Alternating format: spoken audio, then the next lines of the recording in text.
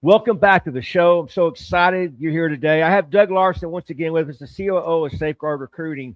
And today we're interviewing one of our alliance members, the National Testing Network, NTN. And we're interviewing Greg Hyde, who's the Chief Experience Officer there at National Testing Network. And we'll get into what Greg had to say in a minute. But Doug, let's talk first about NTN, because some of the folks listening may be familiar with NTN. What NTN does is they do testing and background checks for agencies. That's something, Doug, that we clearly don't want to do. We want to bring you a ton of applicants. But what NTN does is they take those applicants and they can get them through your processes much quicker, i.e. the very labor-intensive one, which is backgrounds and testing. So just give us your quick thoughts on NTN, because we worked over the winter with this partnership, Doug, and we love the fact that we get to sort of work hand in hand with them, and their clients know who we are and our clients know who they are. In fact, we have many clients that are already using them. Let's hear your thoughts about NTN and how that conversation went down. Yeah, NTN's a great platform. I'm excited that we are able to work a partnership out with them because we come across them a lot. We have same clients in a number of places. We can help each other out, and we can have a seamless transition between what we're doing and what they're doing. And in the end, it helps the departments. And when we succeed, they succeed. And when they succeed, we succeed, because they need applicants and candidates to test and do background checks, right? And we need to be able to provide our clients with end-to-end recruiting if they desire. And so sometimes we talk to our clients and they're used to doing all the recruiting. And so we say, you know what, we can take some of that load off you. You can still do your recruiting, but we're a force multiplier. If you got 100 applicants last month, we can help you get 300 or 400 because they're wanting high quality. Well, then a lot of our clients get frustrated because when that volume increases, Doug, well, they're not set up to do all those background checks. They're not set up to do all that testing. That's where we can pass them along to NTN, and vice versa. If NTN's talking to a client and they said, you know what, we need more applications, we need more testing, they can pass them upstream to us. So if you're out there listening or watching and you're just running out of time or you don't have the expertise, I would just tell you, obviously we're known for what we do, which is you want to get 10x, 15x on applications, come on over. We're going to increase your applications tremendously. But then if you need help down the line with those additional applicants, NTN is the answer, are they not? Oh, they are. I mean, and they do a great job with that, making sure the person is qualified, meeting the department's specifications. So we love the partnership. It works well together and everybody benefits from it. Well, I love the conversation with Greg. So without further ado, Doug and I are going to be done for the day, but you need to listen to what Greg Hyde has to say. So here he is, Greg Hyde, the Chief Experience Officer with National Testing Network. Enjoy the conversation. Well, it's an incredible honor to have Greg Hyde on the show today. He's the Chief Experience Officer at National Testing Network. They are great in alliance with what we do. We love them because they're bringing recruiting of all aspects to even our clients and others. And Greg, it's so great to have you here today, man. How are you doing? I'm great. Thank you, Travis. Good to see you. So, Greg, you're sort of all things NTN. You obviously focus on public safety recruiting, but your background is really recruiting for private organizations. So, kind of tell us how you kind of got to where you are today. Yeah, absolutely. Yeah. So, just out of college, I joined an organization called Volt Information Sciences, and they're a contract staffing, recruitment process outsourcing, direct placement staffing firm nationally. And I worked for that organization for 11 years. So I started out as a recruiter. So in the seat, recruiting folks, high-end, heavy-level, high transaction recruitment. And from there, I got into the sales side of things. So I really started learning more about the processes that organizations were going through to recruit and retain candidates. So engaged with a lot of large organizations such as Adidas, Freightliner, Columbia Sportswear, and again, looking at big flux of candidates coming in and then dropping off. And so you'd have to really get accustomed to large recruitment processes, lean recruitment processes, driving heavy volumes of candidates through a short period of time to be able to meet those staffing needs. So I did that. Oh, go ahead. Yeah. No, it's so interesting because I think a lot of people listening to this may go, well, you don't have that problem in law enforcement with large groups of candidates, but that's actually what Safeguard Recruiting and NTN does. No, if you hire us, especially a combination of us, because we are the candidate pipeline, we bring thousands and thousands of candidates to agencies. On your end, you can help filter them and do background checks on them and the testing process on them. Because what we saw early on, Greg, is we would hire, someone would come on, and they were really used to not having a lot of candidates. And so once they came on, and you've probably seen this as well, they couldn't handle the volume. Like they were using whiteboards and emails, and they couldn't handle the volume, which of course we both offer software to help with that.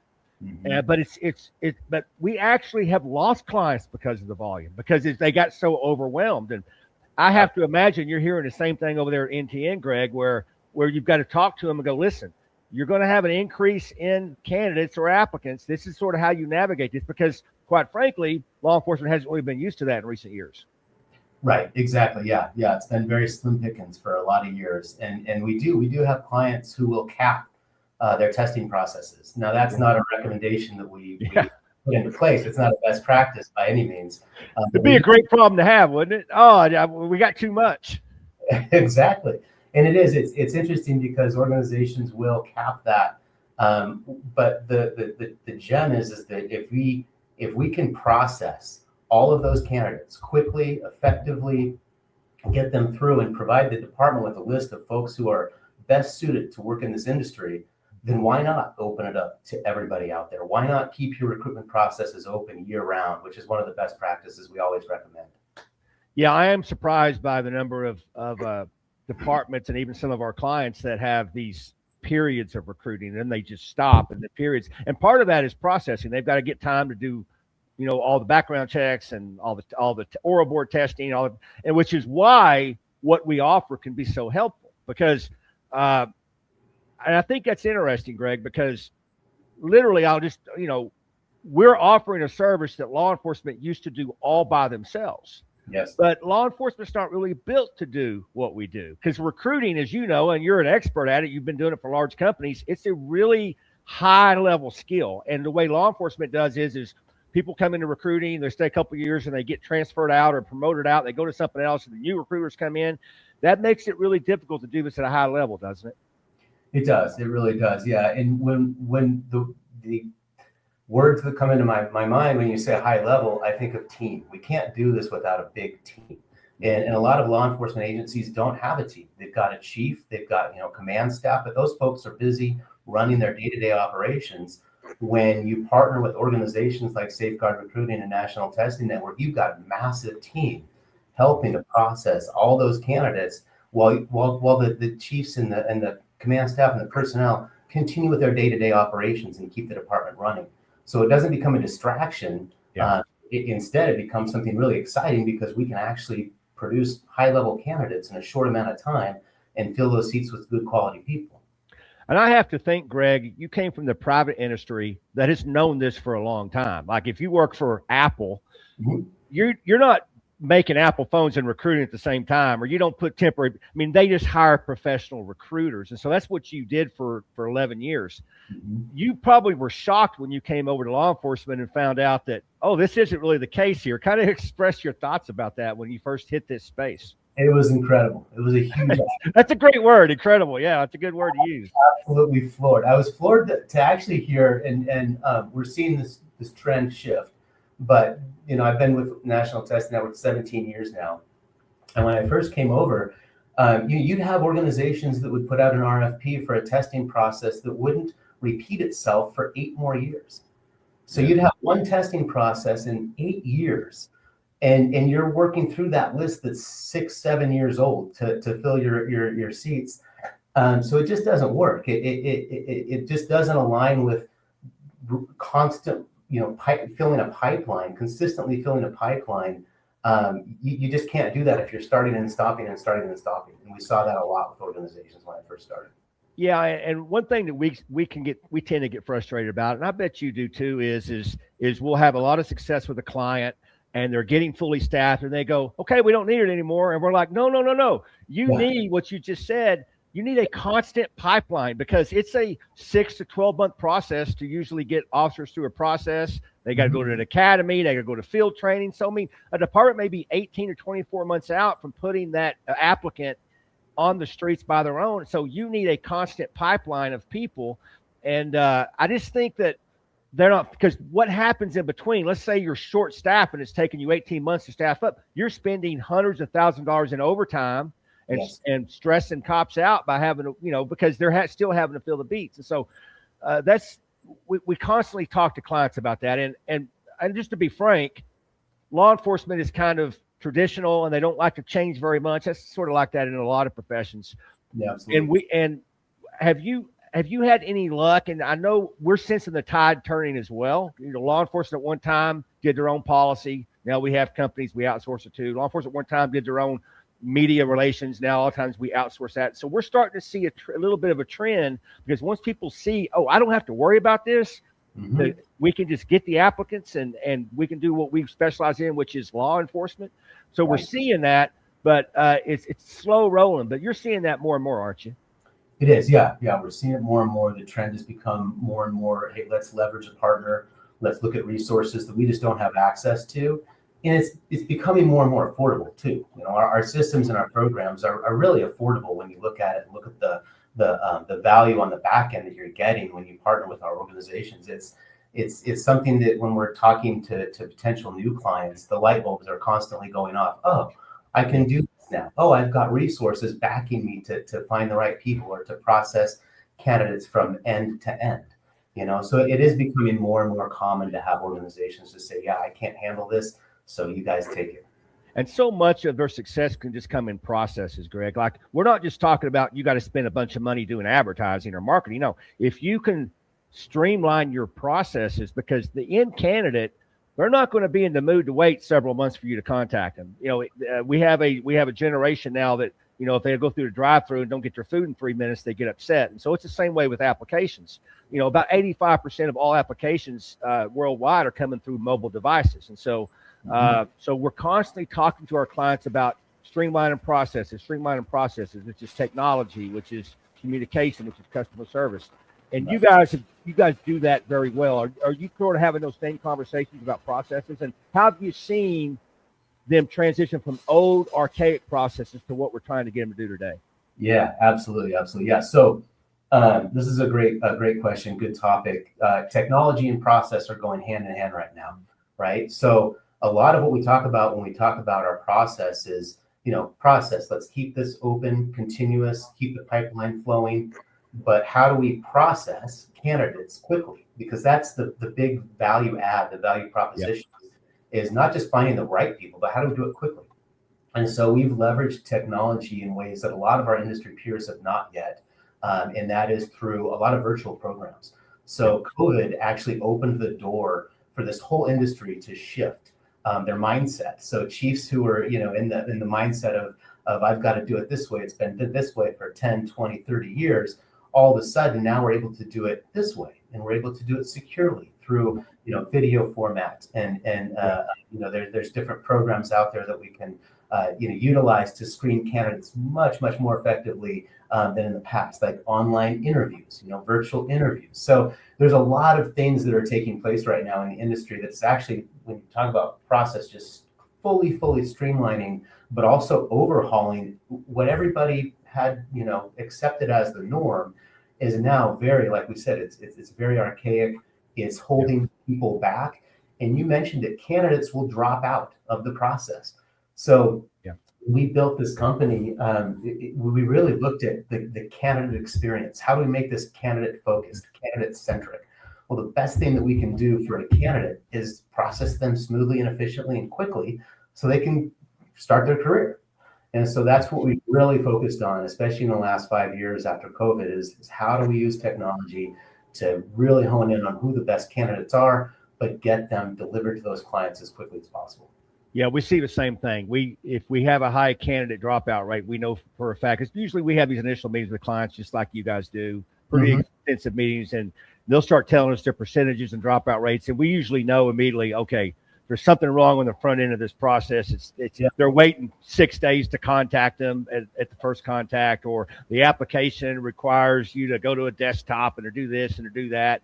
And so once we start smoothing that out, just implementing technology alone, we've seen a 2x increase in actual applications. You guys have similar rates. And the one thing we do, Greg, as soon as we get a pipeline of candidates coming in, interested people, and getting them to the application, we're immediately then talking to them about, hey, listen, are you doing the oral boards? Because that's a lot of time. You're having to get a committee together. It's only on certain days.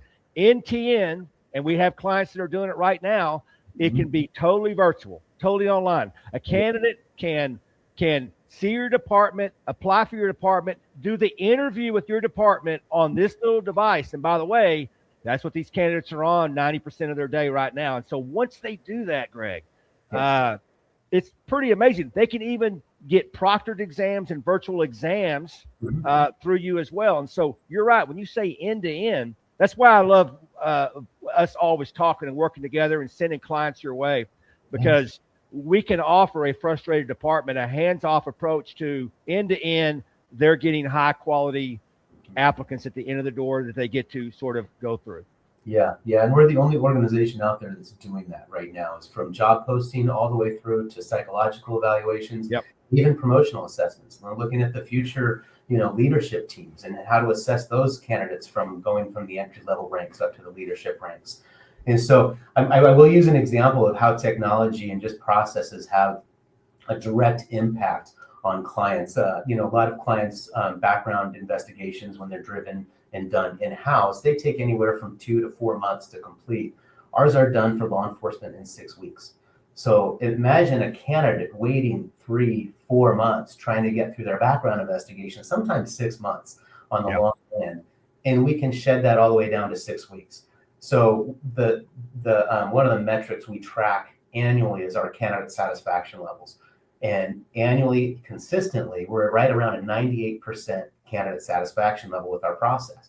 And so just like you guys, processing candidates faster, engaging with them, really taking an investment in every transaction, every candidate, they know that they are important in this process. And they know that as soon as we can get them through, they'll have that career opportunity. So their satisfaction level are really, really high, especially with what we've been doing with the new technologies. And what I love about us, what I love about you, Greg, is you have so many people in your organization that were former law enforcement, right? Because there's a certain language when you speak to these agencies. I mean, I think they're sometimes scared off at first because they're like, oh, I'm speaking to another marketing agency, or I'm speaking to this. No, I think both of our companies do a really good job of speaking the language of law enforcement. And that's the feedback that we get. I know you get it as well. And you guys are doing so many things at a high level, Greg. As you said, you're doing things that most people aren't. And just to be frank with our audience, we have no interest in testing and background checks and the stuff you do. That's why we love working with you and send people your way, because we really find it, to us, it's a prideful thing for an agency to contact us and say, hey, we got 50 applicants last year. And then we get to say, can you handle 500? And that's what we do for our agencies, right? And so we want to stay in that lane because we're really good at that lane. And you guys are really good at what you do, and we love to pass them on. But there's a lot happening. What do you see the future going? What do you see the future in both of our services in the next 5 or 10 years? Well, I think like harmonious relationships like the one that we've got is part of that future. It's leveraging the best of the best in the industry to then provide those services to the agencies that are looking for support. I think as we continue to look at technology, AI is obviously going to play a factor and a role in what we do. It's already having an impact. And I honestly think that the teams that we have will continue to build, develop, and grow what we're doing, continue to refine, expand, and enhance what we've already put into place. Like you mentioned, we've got law enforcement folks working in our teams. We partner with subject matter experts. We call them senior field consultants across the country, and they're really our eyes and our ears. They're the ones telling us what's happening out there, what to be looking for, how to support agencies. And so it again, that's a harmonious partnership, right? We've got this subject matter expert that can provide us with information that myself, coming from private industry, I'm not tied in like those folks are. And so that's why folks like, I understand that with retired Chief Green earlier this week, and those guys, they're the, and those leaders, they're the ones that can really help continue to take this industry to the next level and evolve it. Greg, what you're doing is outstanding. And whether you want to admit it or not, you've been there 17 years. So much of the work you've done is why NTN is so successful. It's why we're trying to both build as both companies to build safer communities through staffing up our public safety agencies. So I can't thank you enough. I can't thank our alliance enough. If people want to contact you, how can they do that? Absolutely. Yeah. Thank you very much, Travis. It's sales@nationaltestingnetwork.com. So that's how you want to get a hold of us, and that'll direct you to the right folks. And again, we really appreciate the opportunity to be on the podcast today, to share some of our best practices and experiences. And again, look forward to continuing the partnership and working closely together. So thank you. Greg Hyde, National Testing Network. Thank you for being here. And if you've been watching and you've been listening, thank you so much. We'll see you next time.